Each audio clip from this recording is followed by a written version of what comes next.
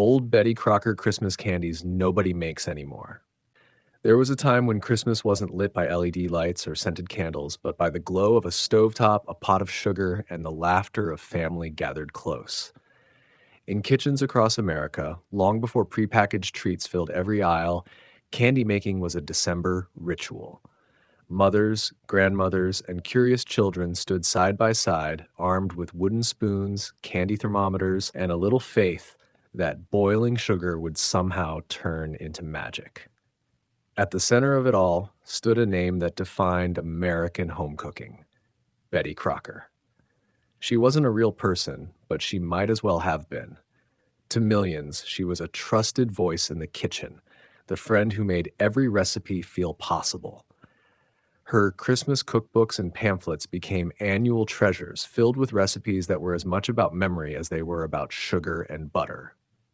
They weren't just directions, they were invitations to create warmth, community, and wonder.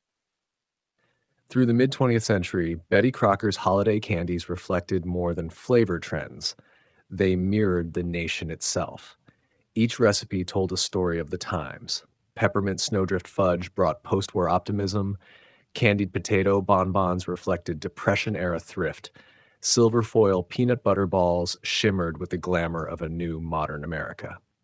These confections were more than sweets. They were snapshots of a country learning how to celebrate again.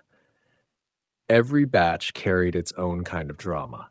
Sugar had to be boiled to the exact temperature, egg whites beaten at the perfect speed, humidity watched like an enemy. There were no shortcuts, only patience, precision, and heart. And when it worked, the results felt divine. Kitchens filled with peppermint steam, tables sparkled with pastel fudge, and candy dishes overflowed with homemade treasures wrapped in wax paper or foil. But as the decades rolled on, those recipes began to fade. Convenience took over. Boxed mixes replaced handmade care. The candies that once defined Christmas gatherings disappeared quietly into attic cookbooks and handwritten cards tucked in recipe boxes. The scents, textures, and rituals that once united generations slipped away with them. This story is about those lost sweets, the candies that carried not just sugar, but soul. The ones that remind us that the best holiday flavors weren't found in stores, but created in the warmth of our own homes. So let's open the old Betty Crocker cookbook once more. Let's dust off the pages that smell faintly of vanilla and nostalgia, because hidden between those fading lines lies a forgotten world of courage and kindness, one candy at a time. Number 1, the Peppermint Snowdrift Fudge. There was a time when Christmas in America shimmered with the pastel glow of peppermint. In the 1950s, Betty Crocker's kitchens became laboratories of sweetness and spectacle, and no candy captured that post-war optimism quite like Peppermint Snowdrift Fudge. It wasn't just dessert, it was decor. A candy so bright, so soft that it looked like it had been scooped from a winter dream. The recipe first appeared in Betty Crocker's picture cookbook around 1950, when home entertaining was booming. Housewives, armed with new electric mixers and pastel-tiled countertops, proudly recreated magazine perfect sweets that promised to make Christmas sparkle. The Snowdrift Fudge was a marvel of both chemistry and charm. Layers of white vanilla fudge rippled with pale pink peppermint, often topped with crushed canes or tiny silver dragees that shimmered like frost. To a generation raised in ration years, a symbol that sweetness had returned to American life. It mattered because it represented something bigger than candy. It was the taste of a country in motion, a nation that had gone from scarcity to abundance. Women clipped the recipe from Better Homes and Gardens, served it at church bazaars, and wrapped it in wax paper for neighbors. Every bite whispered of warmth, family, and the comfort of belonging. For many, it wasn't just fudge, it was a ritual. But progress, ironically, would melt it away. By the 1970s, microwave candy kits and supermarket fudge mixes promised convenience over craft. The gentle simmering and careful stirring that once defined the snowdrift were replaced by shortcuts. And peppermint, once the star of Christmas candy, began to fade behind chocolate bark and mass-produced truffles. The Snowdrift Fudge, once so proudly displayed on crystal trays, quietly vanished from holiday spreads. Ask someone who remembers it, though, and you'll see their eyes soften. They'll recall the hum of a hand mixer, the smell of peppermint rising in a warm kitchen, and the delicate moment when pink and white met in perfect swirl. It wasn't just candy, it was memory preserved in sugar. 2. Candied Potato Bonbons. It sounds like a joke now, potatoes and candy, but for mid-century homemakers, it was a small miracle. In the years after World War II, thrift wasn't just a habit, it was an art form. Out of that culture of ingenuity came one of Betty Crocker's strangest and most beloved Christmas recipes, candied potato bonbons. This humble treat began appearing in Betty Crocker pamphlets and community cookbooks in the 1940s. The idea was simple but ingenious. Take leftover mashed potatoes, mix them with powdered sugar until they transformed into a pliable dough-like candy base, then roll them around fillings like coconut, peanut butter, or chopped dates. To the modern ear, it sounds like culinary madness, but to Depression-era cooks and frugal post-war families, it was pure brilliance. Nothing went to waste, and everything, no matter how ordinary, could be made festive. In those days, mashed potatoes were as common as coffee. Housewives, balancing tight budgets, learned how to stretch ingredients with creativity.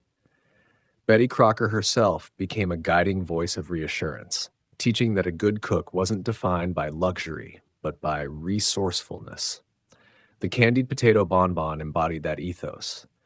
It proved that even the plainest pantry could produce something beautiful, a candy soft as fondant with a flavor that blended homey comfort and surprising sweetness. And for children, it was magical. These bonbons were often shaped by hand, rolled in coconut, dusted in cocoa, or tucked into small paper cups to resemble expensive confections. Kids didn't know or care that they were eating repurposed leftovers. For them, it was Christmas magic, made in their own kitchens with their mothers and grandmothers guiding their sticky hands. But by the late 1960s, progress caught up again. Instant mashed potatoes entered the market, changing texture and taste. Processed candies flooded grocery shelves, and homemade sweets like these began to feel old-fashioned. What once symbolized clever homemaking came to represent the past, a time before convenience, when every candy was stirred, rolled, and wrapped by hand. Still, there's something hauntingly sweet about the story of the candied potato bonbon. It wasn't just a recipe, it was resilience covered in sugar. The kind of candy that carried stories of thrift, pride, and family gathered around a worn kitchen table. And as families moved from frugality to flourish, their tastes changed too. The next candy on Betty Crocker's Christmas list wasn't about saving, it was about showing off. Enter the dazzling spectacle of the ribbon candy dreams. 3. Ribbon candy dreams. Few Christmas candies could stop a child in their tracks like a glistening curl of ribbon candy. It was the crown jewel of Betty Crocker's mid-century holiday tables. Thin, glossy strips of sugar folded into bright ribbons that caught the light like stained glass.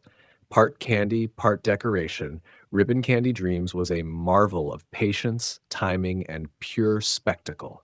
Its roots go back to the 1800s when confectioners first created it by hand, pulling molten sugar into long, colorful sheets and looping them into waves while still warm.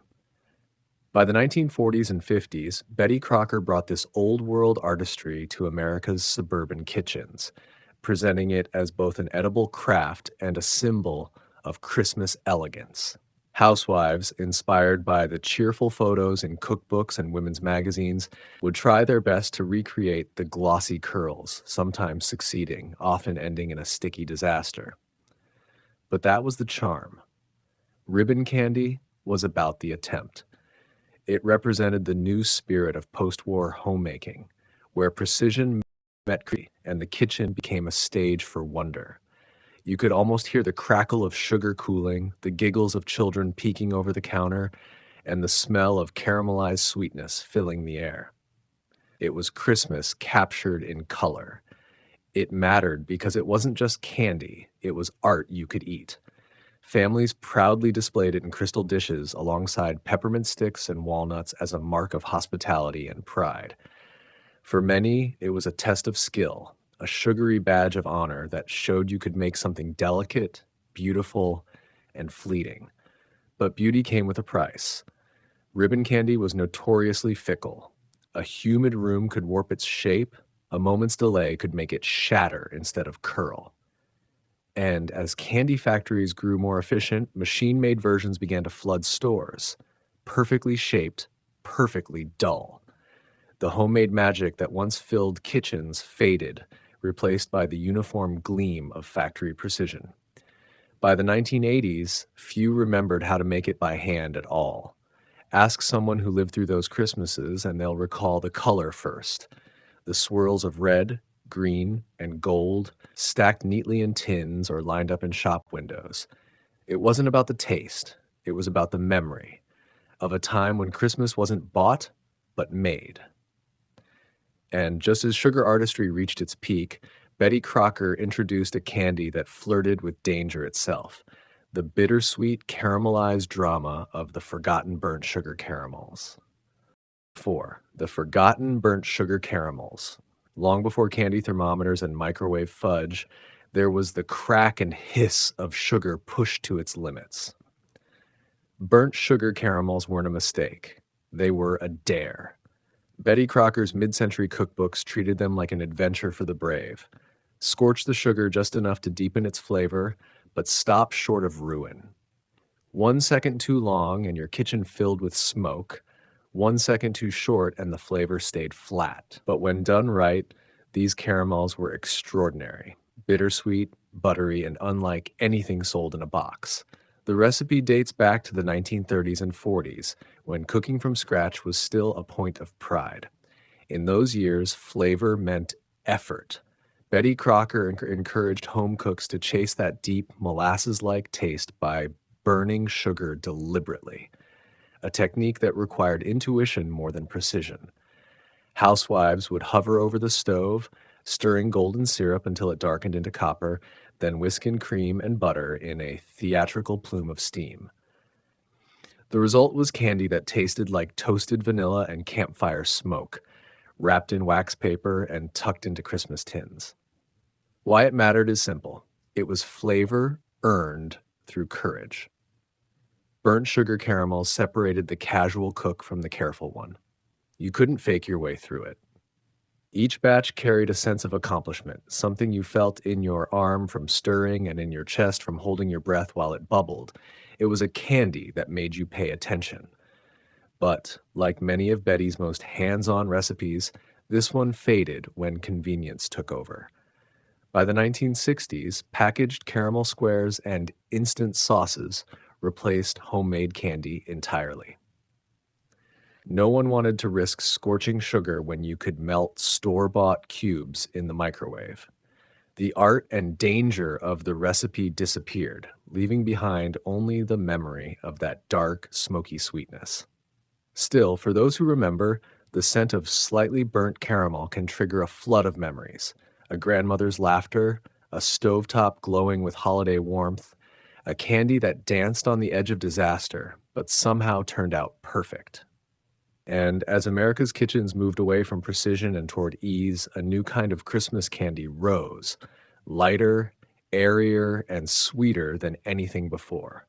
From the dark depths of caramel came the pastel clouds of cherry divinity. 5. Cherry divinity clouds. There was a time when Christmas candy didn't just taste sweet, it looked like it had floated down from heaven. Cherry divinity clouds were exactly that. Pale pink mounds of whipped sugar and egg white, studded with bits of candied cherry, light enough to melt on your tongue, but rich enough to feel indulgent. In the 1950s, no Betty Crocker Christmas table was complete without them. Divinity candy has its roots deep in the American South, where it was first made in the early 1900s. By the mid-century years, Betty Crocker had turned it into a national obsession. Her cookbooks described the process like a science experiment wrapped in poetry. Boiling sugar to the hard ball stage, beating egg whites to snowy peaks, then combining them in perfect timing to form something truly divine. Add a few chopped cherries or pecans, and you had the ultimate showpiece candy. Soft, pastel, and impossibly delicate. It mattered because divinity wasn't just candy, it was a test of patience and pride. Women compared notes on humidity, altitude, and timing. Too much moisture in the air, and your divinity would collapse into sticky puddles. Too little, and it would turn hard as chalk. When it worked, though, it was like alchemy. Housewives served it on lace doilies beside cups of coffee, like proud of what they'd created with nothing more than sugar, eggs, and nerve. For children, cherry divinity was magic. It wasn't like fudge or caramels. It was lighter, prettier, almost unreal. Its color and texture made it feel like a Christmas dream you could eat. And every family had their own twist. Some used cherry juice for a rosy tint. Others folded in coconut or marshmallow cream to make it extra airy. But by the 1970s, that fragile charm couldn't compete with factory-made candies that promised the same sweetness without the risk. Divinity demanded time, attention, and just the right weather. Convenience won out, and the candy that once defined holiday elegance quietly disappeared from most kitchens. Still, if you ask someone who remembers it, they'll talk about the hum of the mixer, the sugar syrup thread tested between fingers, the satisfaction of a batch that finally set just right. It wasn't just a recipe, it was a moment of grace, fleeting and perfect, like snow that melts before it hits the ground. And as that airy sweetness drifted into nostalgia, Betty Crocker's next Christmas marvel brought color and creativity back to the table, an edible mosaic known as stained glass cathedral candy. Number 6. Stained glass cathedral candy. There are few holiday treats that captured the spirit of mid-century America quite like stained glass cathedral candy. It wasn't just sweet, it was spectacular. A mosaic of jewel-bright marshmallows bound in chocolate, sliced to reveal colors that gleamed like church windows under candlelight. In the 1950s and 60s, when Betty Crocker inspired homemakers to turn the kitchen into a canvas, this was one of her most creative and photogenic Christmas candies. The idea was born out of practicality and imagination. During the post-war years, marshmallows were cheap, shelf-stable, and endlessly versatile. Betty's test kitchens found ways to use them in everything from salads to fudge bars. The cathedral candy recipe, made by melting chocolate and butter, folding in pastel mini marshmallows, and rolling it all into a chilled log, offered both ease and spectacle. When sliced, each piece revealed a pattern of glowing colors framed by dark chocolate panes. It was simple enough for beginners, but beautiful enough to impress company. It mattered because it was more than dessert. It was decoration. Housewives displayed the glossy rolls on silver trays or wrapped them in cellophane for gifts. It reflected the optimism of the era, when food wasn't just nourishment, but an expression of creativity, modernity, and pride. Families had more disposable income, more time for entertaining, and an appetite for color after years of wartime austerity. This candy captured that feeling, sweet, cheerful, and proudly homemade. But as tastes shifted in the 1980s, the charm of the cathedral candy began to fade. Its neon marshmallows and sugary richness started to feel dated in an age chasing light and natural foods. Supermarket confections grew sleeker, and recipes that once symbolized joy came to be seen as quaint relics of an over-decorated past. The candy disappeared quietly, remembered only in faded church cookbooks and holiday clippings. Yet for those who grew up with it, the memory is vivid. They recall the sound of wax paper peeling away, the cool feel of the chocolate roll, the first slice that revealed a kaleidoscope inside. It was childhood wonder captured in candy form, a window not just into Christmas, but into the optimism of mid-century life. And as homemade color began to fade from Christmas platters, A darker, more hands-on tradition kept the holiday spirit alive.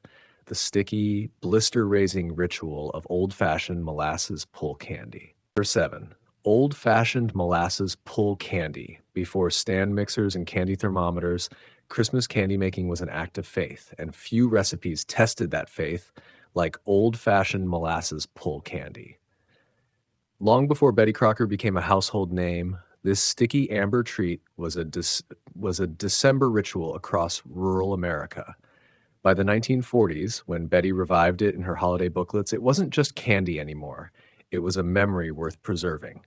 The recipe was simple on paper and punishing in practice. Molasses, sugar, and vinegar simmered until they reached the hard crack stage, then were poured onto buttered slabs to cool. Once cool enough to touch, but still dangerously hot, families would grease their hands and begin to pull, stretch, fold, twist, repeat.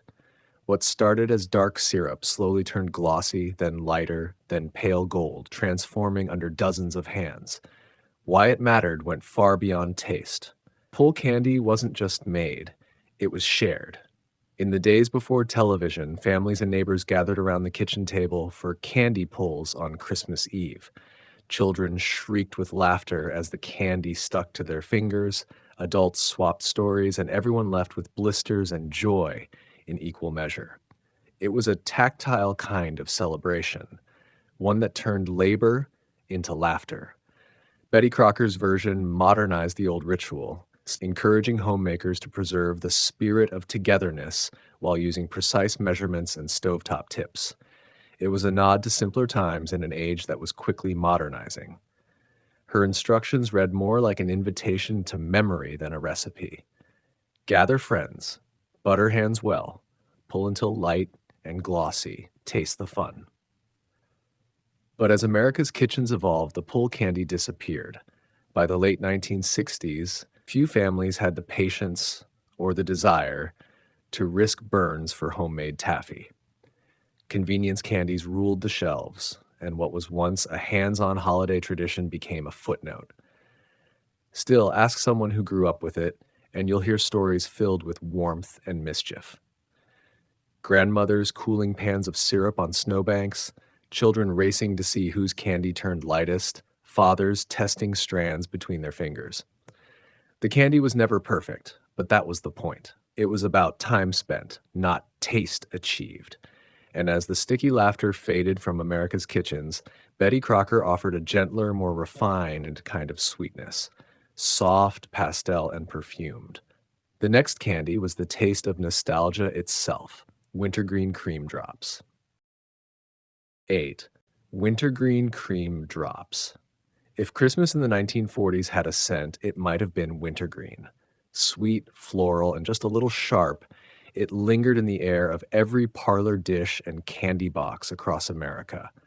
Betty Crocker's Wintergreen Cream Drops were once the most elegant treat you could set out. Soft pastel domes coated in fine sugar, melting to a cool, creamy sweetness that seemed made for frosted windows and candlelight.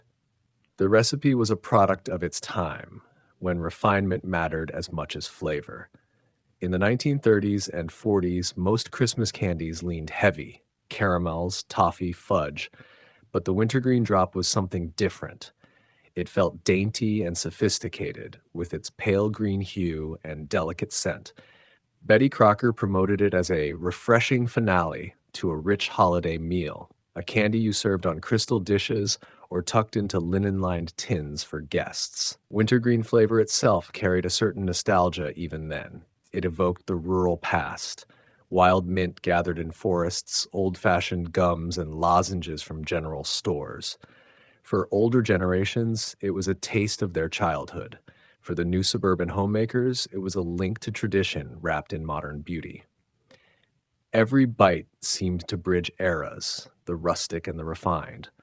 Why it mattered went beyond flavor. It was about atmosphere. These little mints became part of the ritual of hospitality. They sat on side tables beside nut bowls, on lace doilies next to coffee cups, waiting for guests who just trudged in from the cold. Serving them said something subtle but important. You cared about details. You had taste. You were prepared for company. But the world changed fast. By the 1960s, wintergreen fell out of fashion. Peppermint took over Christmas completely, bolder, brighter, more commercial.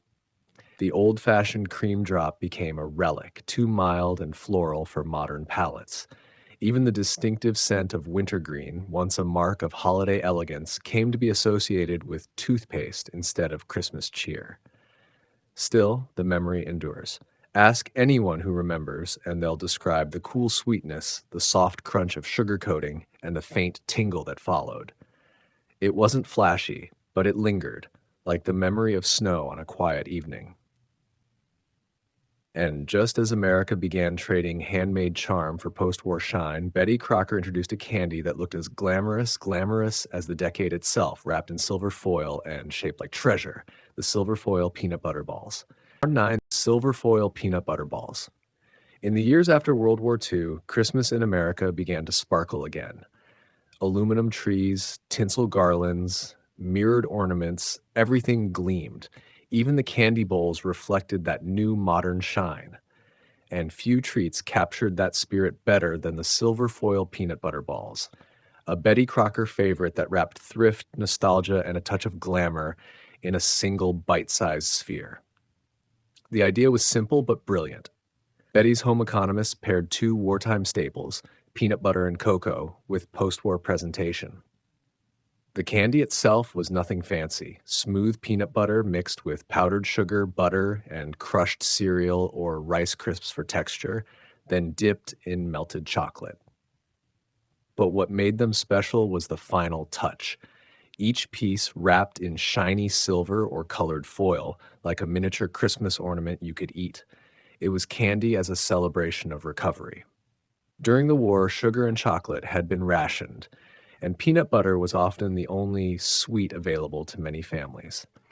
After the war, as those ingredients returned to store shelves, homemakers embraced them with joy. Betty Crocker's recipe struck the perfect chord: economical yet indulgent, familiar yet festive. You could make dozens from a single jar of peanut butter, yet they looked fit for a party. They mattered because they symbolized more than taste. They represented pride. Wrapping each candy by hand wasn't just about looks, it was an act of care. Mothers tucked them into lunchboxes, grandmothers filled tins with them, and party hosts piled them into crystal dishes to catch the Christmas lights. That silver shimmer wasn't just decoration, it was hope, optimism, and a little glamour returning to the American kitchen. By the 1970s, however, homemade peanut butter balls began to lose their place to commercial brands. Reese's and other candy companies took the idea and scaled it up, turning what was once homemade love into mass production. The foil disappeared, the care disappeared, and the candies that once represented personal touch turned into something store-bought and uniform. Yet even now, some families still keep the tradition alive. They'll recall the scent of melted chocolate on the stove, the crinkle of foil under their fingers, the satisfaction of a tray gleaming like treasure. It was a candy that didn't just feed you, it reminded you of abundance, hard-won, and sweetness well-earned. And as America rediscovered its regional roots, Betty Crocker turned north, to a flavor as old as winter itself. Her next Christmas treasure shimmered with snowflake shapes and the earthy scent of maple sugar snowflakes. 10. Maple sugar snowflakes. Few candies captured winter's quiet beauty the way maple sugar snowflakes once did. They were simple, rustic, and pure, a throwback to when sweetness came not from factories but from trees. By the 1950s, Betty Crocker's Christmas books revived this old New England tradition for a new generation of homemakers, transforming a pioneer staple into a mid-century showpiece. The recipe's roots went back centuries. In the cold forests of Vermont and Maine, families once gathered around kettles of boiling sap, stirring for hours until the amber syrup thickened into sugar. In Betty Crocker's version, that frontier ritual became something elegant and accessible. Housewives could buy maple syrup in bottles instead of collecting sap themselves, then cook it down and pour it into small, snowflake-shaped molds. When cooled, each piece hardened into a delicate crystal, sweet, fragrant, and shaped like winter itself. It mattered because it represented continuity. In an era defined by rapid change, TV dinners, electric mixers, instant coffee, these maple candies connected post-war families to a slower, older America. Making them wasn't just about taste, it was about touching history. The smell of boiling syrup, the warm gold color deepening as it thickened, even the patience it required, all reminded people that Christmas wasn't about convenience. It was about creation. Betty Crocker encouraged readers to make these candies with children, to let little hands fill the molds and pop the finished pieces from their trays. The process wasn't just culinary, it was symbolic. You were teaching tradition, one spoonful at a time. The result was candy that tasted of the woods, of home, of something earned rather than bought. By the late 1960s, though, maple sugar's rustic charm began to fade from mainstream kitchens. Corn syrup had taken its place in most recipes, and candy molds gave way to factory-made chocolates. The maple sugar snowflake became a regional curiosity found only in rural markets or roadside stands in Vermont. But those who remembered Betty Crocker's version still spoke of it with reverence, a candy that wasn't loud or flashy, but deeply comforting. Close your eyes and you can still imagine it, the soft snap as it breaks between your teeth, the earthy sweetness melting slow as snow on the tongue. It tasted like quiet joy, like the kind of Christmas morning that didn't need lights to feel bright. And as the world shifted from the serene to the spectacular, Betty Crocker's next candy would bring science, color, and childlike wonder into the kitchen, the sparkling creation known as cinnamon-spiced rock candy. The sweetness we forgot. When we look back on those old Betty Crocker candies, it's easy to see them as relics, pretty, quaint, impossibly fussy. But behind every melted sugar crystal and handwritten note was something timeless: care. These weren't candies made to impress strangers online or sell in stores. They were made for family, for neighbors, for a moment that mattered. Each recipe in those mid-century cookbooks told a quiet story about America itself. A story of women finding pride in creation, of families learning to celebrate after hardship, of communities bound together by small acts of sweetness. Whether it was a tray of cherry divinity clouds that collapsed in humidity, or a batch of molasses pull candy that burned a few fingertips, these treats weren't about perfection. They were about presence. We lost those candies the same way we lost a certain kind of December, slowly, quietly, in exchange for convenience. But the memory remains, waiting in the margins of an old cookbook or the scent of caramel drifting from a forgotten pan. They remind us that the magic of Christmas never came from perfection. It came from people, from time spent, laughter shared, and sugar that somehow turned into connection. So maybe the next time the holidays come around, it's worth revisiting those pages. Try the recipes, scorch a little sugar, swirl a little peppermint, and see what happens.